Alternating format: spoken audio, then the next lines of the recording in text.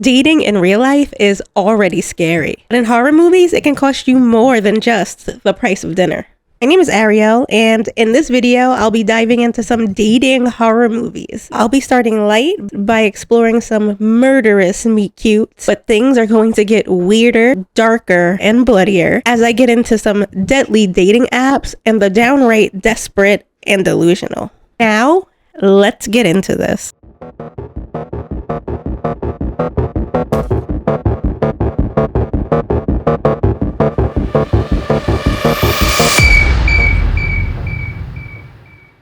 All you need for a killer meet cute is a little eye contact with a suspiciously charming stranger. But sometimes one person is looking for love and the other is looking for a victim. Down is a tense and claustrophobic thriller that follows Jennifer and Guy, two people that work in a high-rise office building that gets stuck in one of the elevators over Valentine's Day weekend. What starts as a possible romantic spark quickly turns into a sexual encounter, but when Jennifer reveals that this was nothing more than a casual fling in a broken elevator, a dark and desperate secret is revealed and things quickly take a violent turn. Honestly, the red flags in this movie stack up pretty fast. The major one being Guy's eagerness to turn being trapped in an elevator over the weekend into a romantic situation. Had Jennifer not fell for his charms, it would have been easy to see that Guy planned this entire thing. He's actually the building security guard, and he's been watching Jennifer for a while. And not only that, he has the key to stop the elevator. This movie is like if you took a 90s stalker thriller like Fear and a twisty claustrophobic thriller like Devil and put them into a blender. The plot is pretty basic, and these two actors aren't exactly swimming in chemistry, but overall, the third act is thrilling enough to make up for it. Jennifer may have only taken hours to let her guard down, but can bad things still happen even if you wait just a little longer? Fresh is a fun, stylish, and gory movie that follows Noah, a woman disillusioned with online dating and all the assholes she has been encountering. One night, she runs into a charming stranger named Steve in a supermarket, and they exchange numbers. After several dates with the increasingly charming Steve, Noah decides to take him up on an offer for a surprise weekend getaway. Once they reach their destination and the romantic vibes are set, Noah is drugged and wakes up chained to the floor. It's revealed that Steve is not Steve at all, but a man named Brendan. And Brendan sells fresh human meat on the black market. And Noah is the next in line to be human livestock. The chemistry between Daisy Edgar-Jones and Sebastian Stan is reason enough to watch this movie. Even after she becomes his victim, the will they, won't they energy is pretty intense. I mean, you know they won't, but you kinda want them to. Noah is able to seduce and outsmart Brendan. He clearly forgot the first rule of black market selling. Don't get high on your own supply. And all of you non-romantics shouldn't worry. There's also enough blood and body horror to balance out all this romantic tension. Just remember, you may be getting love bombed or you may be being lured into a human meat trafficking operation. Brendan's charm may have been enough to disarm many victims, but like most horror meet cutes, he turned out to be a wolf in sheep's clothing. But what if both partners are the wolves? Psychos in Love is a super dark but hilariously campy 80s horror comedy that follows Joe and Kate, two hopeless romantics with dark secrets. Joe, a strip club owner, and Kate, a manicurist, both live double lives as serial killers, and they both also share an intense hatred for grapes. So when they meet, sparks fly. The only issue is Joe likes to kill women and Kate prefers to kill men. So naturally, one party begins to grow jealous. The couple tries to make their relationship work through various methods, first by killing together and then by giving up killing, both with hilarious results. This one is a gem. Despite the couple being psycho killers, the movie and the characters are both oddly charming. You find yourself rooting for the couple to make their relationship work, no matter how many bodies pile up. It has some really fun and silly moments, and it manages to have this lighthearted feeling that serial killer movies just never have. The movie eventually ends with nothing really being resolved. The couple bickers about where to eat, and they seemingly just accept that they're both psychopaths that love each other. Joe and Kate's relationship is a shining example of love built on mutual dysfunction. Two people overlooking each other's massive flaws because, for once, those flaws actually line up. The couple in this movie may not have been able to agree on who to kill together, but what happens if a killer couple does actually bond through murder? Hard Eyes is a bloody rom-com infused slasher. It follows two people, Allie and Jay, forced to work together for an ad campaign and their attempt to avoid the Hard Eyes killer, a serial killer that has been killing couples around the city after they've been mistaken for a couple when Allie kisses Jay to avoid the awkwardness of seeing her ex in public. This movie doesn't take itself too seriously. It's more of a light commentary poking fun at the commercialization of Valentine's Day. The killers are revealed to be a couple that have a couple killing kink. They just enjoy killing together. Simple enough for a slasher, but ridiculous enough to be a lot of fun. The scenes with the Hard Eyes killer are suspenseful and more brutally violent than you would expect from this movie. Also, the mask is hands down one of the best designs in modern horror, if not horror in general. I love this mask. A killer couple killing couples is the recipe for a perfect date night movie. The slasher element will pleasantly please horror fans, and the rom-com element will pleasantly surprise romantics. All of these movies share something similar. They involve a romance, real or fake, budding from randomly meeting a charming stranger. But we all know in modern dating, most people are not locking eyes across a room anymore. Romance now comes with a profile picture, 3 filtered selfies, and a bio that says fluent in sarcasm. Swipe left if you're not interested, but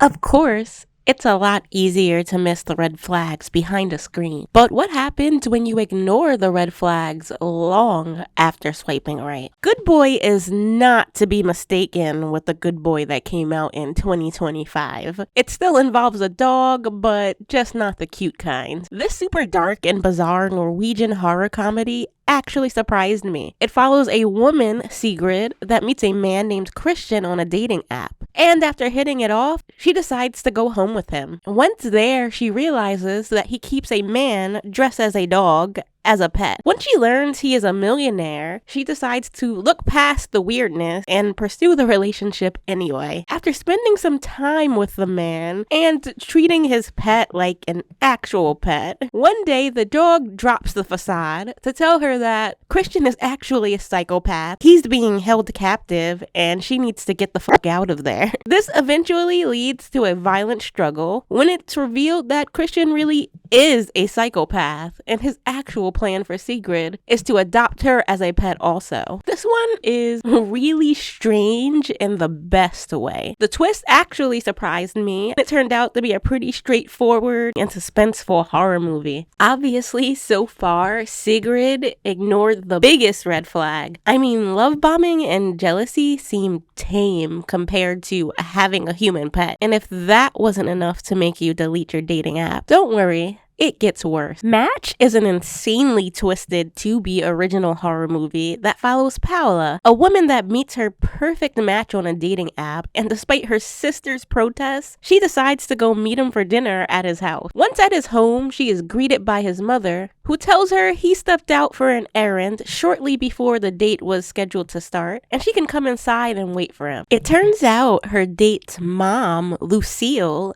is the one who set up the date on the dating app. And she has been catfishing women to find the perfect match genetically for her son to procreate with. Her son Henry is a deformed, mentally childish adult, and her plan is to have him rape women in order to give her a grandchild. This movie is a lot of fun. It's bloody and it takes me back to those 2000s backwoods mutant slashers like Wrong Turn and Hatchet. I know Tubi has quite the reputation fun, but some of their originals really do turn out to be gems. This movie never gets boring, and when I said twisted, I mean twisted. Fortunately, there's no violent rape scenes in the movie, as Henry would rather be with a woman that actually wants him. However, we do get one of the most disturbing scenes in this entire video when his mom jerks him off to show him how good second feels. It is hands down one of the most uncomfortable what the fuck moments I have had in a while. And I just talked about a movie where a guy keeps a man as a pet dog. If pet humans and incestuous rape plots are not enough to get you to plan a public first date, I want to show you that bad things can still happen even when you do meet the perfect match. This next movie gives a new meaning to being ghosted. The Dead Thing is a moody and sensual slow burn horror movie that follows Alex, a woman who meets a man named Kyle on a dating app, and after sharing an amazing night with him,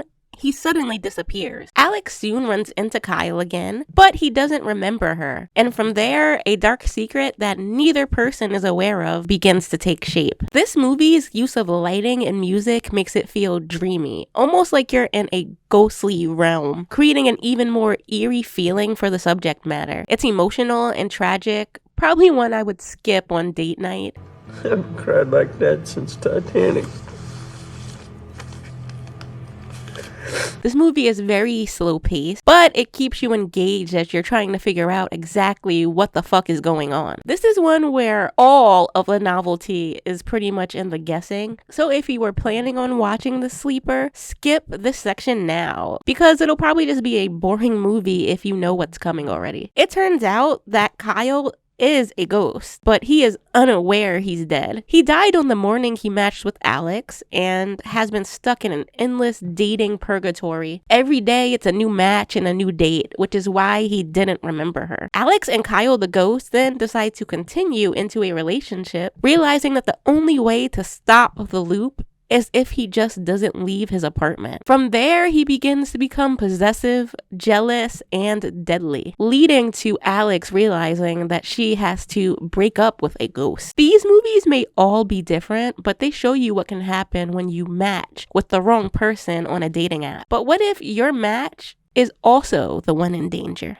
Drop is a modern dating thriller that follows Violet Gates, who is back on the market after the death of her abusive husband, and is getting ready for her first date with Henry, a man she met on a dating app. Once on the date, she begins receiving threatening demands via airdrop. Violet is then forced to play along with these demands, as this person shares that they have access to her house and her kids. The demands escalate, and soon Violet finds herself needing to protect her family or choose to complete the final demand, kill her date. First off, let me just say, if you saw the trailer, it did not do this movie justice. It was surprisingly nowhere near as cheesy as the trailer made it look. The thrills start almost immediately, and the plot twist, while not groundbreaking, it isn't so obvious that it's easily guessable. And it's a lot of fun getting there. If you can get past the completely ridiculous plot point that Henry is in the middle of exposing a large embezzlement scheme being perpetrated by the mayor, but takes the time to go on a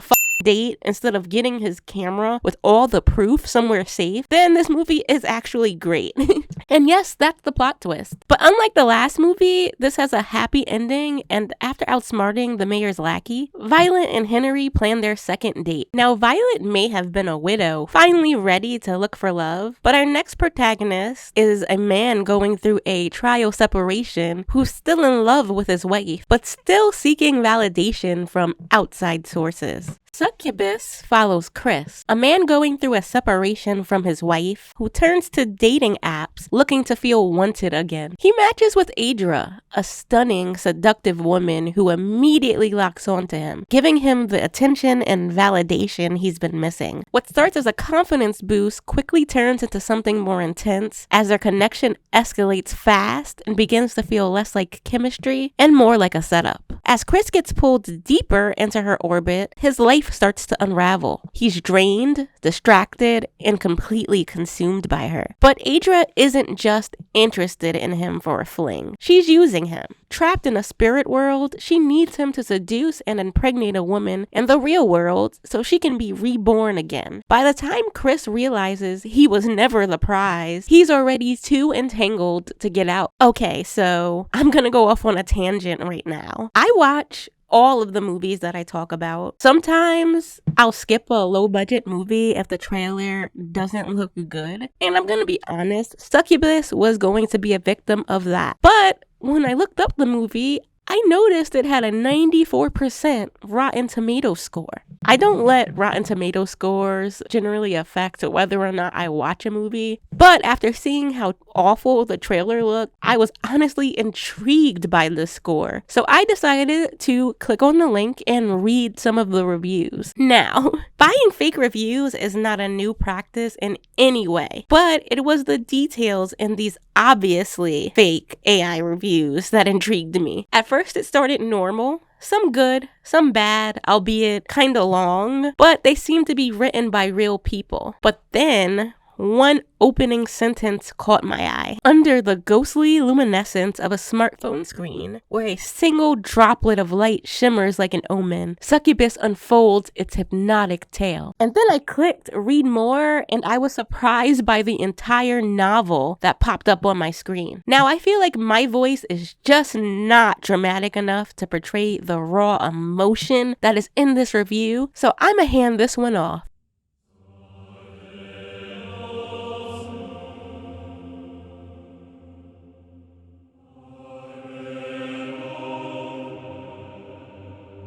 This modern fable, Chris, a weary new father wrestling with the isolation of his crumbling personal life, dares to plunge into the digital dating abyss. What begins as an innocuous swipe soon spirals into a realm where every message teases with forbidden promise and every pixel whispers ancient secrets. Rachel Cook delivers a tour de force as Adra, a woman whose beguiling vulnerability masks an intoxicating surge of demonic power. In her every glance and measured word, Cook transforms the screen into a portal where timeless seduction meets modern despair. Equally compelling, Brendan Bradley infuses Chris with palpable vulnerability, drawing us into his quiet struggle with a sincerity that resonates deeply. Ron Perlman emerges as a commanding force as Dr. Orion Zephyr, his measured words and piercing glances imbuing the film's eerie mythos with otherworldly gravitas. Derek Smith, as Eddie, masters the art of balancing levity with depth.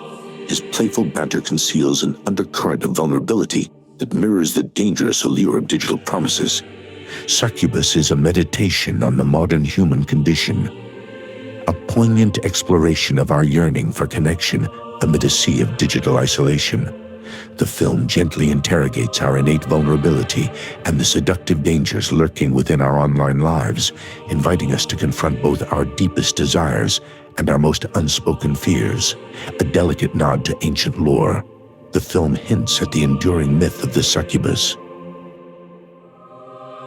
a creature of timeless allure whose very essence embodies both beauty and peril.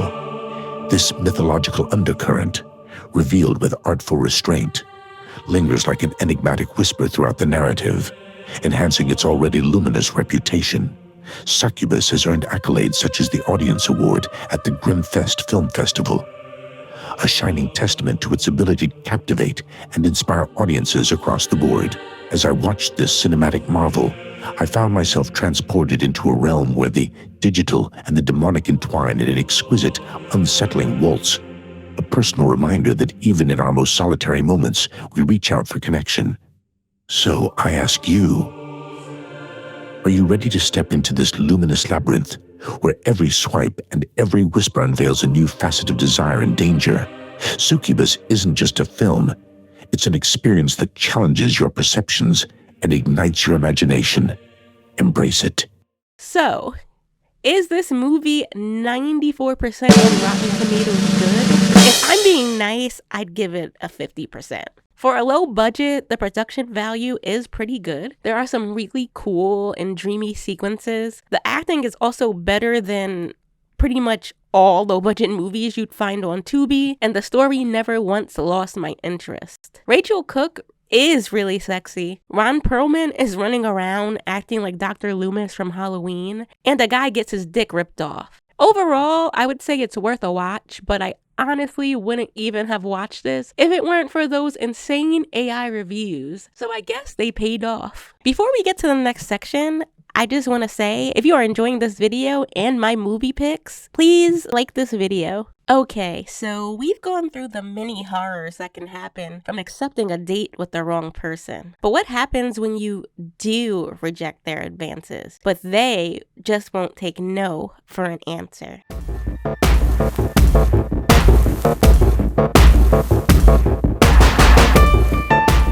The Loved Ones is a sick, extremely violent horror movie that follows high schooler Brent, a kid dealing with depression from the recent loss of his dad. With an upcoming school formal, he is approached by another student, Lola, and asked to attend the dance with her. He declines because he has a girlfriend. This rejection then devolves into Lola and her father kidnapping Brent and holding him hostage at their home as they host a more intimate but also more psychopathic formal. It's revealed that Lola and her father have a pattern of kidnapping young men that reject her and lobotomizing them. This movie is not for the faint of heart. When I say sick, I mean sick. And if boiling water lobotomy sounds awful to you, maybe skip this one. And although we are led to think Lola is some kind of hopeless romantic looking for the right suitor, the movie does not shy away from the clear incestuous tone. Lola was so desperate for love and acceptance that she has developed romantic feelings towards her own father. But what happens when you're not related to the person you're obsessed with, but they are a serial killer? Pet is a psychological horror thriller that follows Seth, an introverted, hopeless romantic who is obsessed with an old high school classmate named Holly. After stalking her for a while, he eventually kidnaps her and locks her in a cage in the back of the animal shelter where he works, fully convinced that he can fix her. Why does Holly need fixing, you might ask? Well, Holly is not exactly an innocent victim. She has a homicidal little hobby of her own, and through his stalking, Seth has learned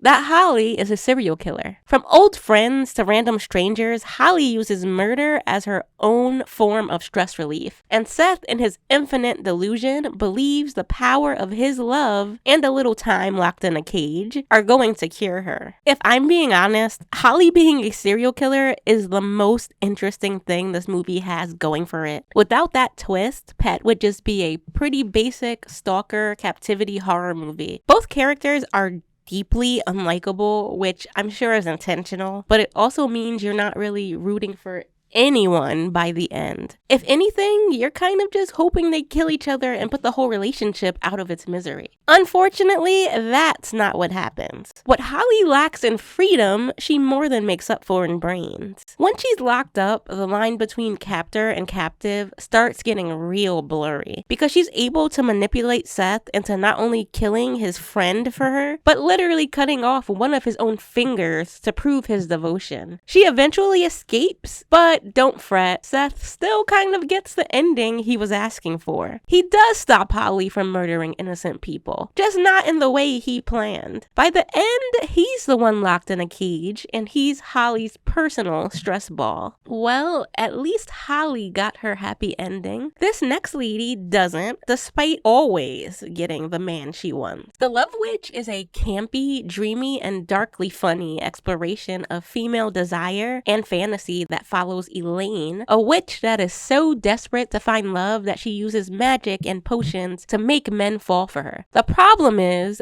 the potions she makes are too strong, and the men become so overwhelmed with love for her that they become delirious, obsessed, and die. So of course that means Elaine leaves a trail of dead lovers in her wake. The whole thing is drenched in this lush retro 60s Technicolor aesthetic, glam makeup, and elaborate outfits, making it an absolute must-watch for the ladies. Samantha Robinson as Elaine is so naturally enchanting, it's almost hard to believe no man has ever fallen in love with her. Elaine's magic made her suitors so overwhelmed with love, they literally died mind for her. This next story may involve tricks, but they're not the magic kind. Audition is a cult classic Japanese horror film about a recently widowed man, Shigeharu, who lets his film producer friend convince him to host a fake casting call to find a new wife. During the process, he becomes completely taken with a quiet, mysterious woman named Asami. And despite some very obvious red flags, like the fact that none of her references check out, he decides to pursue her anyway. After a single night together where he confesses his love, Asami disappears, sending Shigeharu down a path of dead ends, disturbing discoveries, and some very dark revelations about who she really is. This movie starts off pretty tame, but it does not stay that way. It gets sick, it gets twisted, and it escalates in a way that makes everything that happened before the final act feel like a warning you should have taken seriously. Because if you thought stalking, kidnapping, or love spells were delusional ways to find love, just wait until you meet Asami. That's right, despite the fake audition and the lie, Shigeharu is not the unhinged person here. A lie is a lie, but cutting a man's feet off so he can't leave and feeding him only your vomit, that's a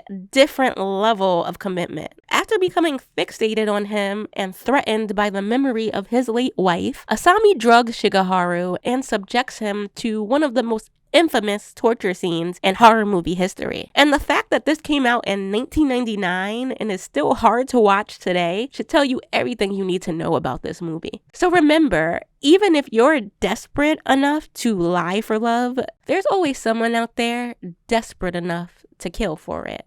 If I missed any chaotic, toxic, or straight up deadly dating horror movies, drop them in the comment. And if you had fun with my picks or this made you reconsider dating, subscribe to my channel. I'm a new channel and every sub count. And I promise there's more horror movie fun on the way. And if you thought dating was horrible, just wait until we talk about commitment. Obsession is my most anticipated movie of this year.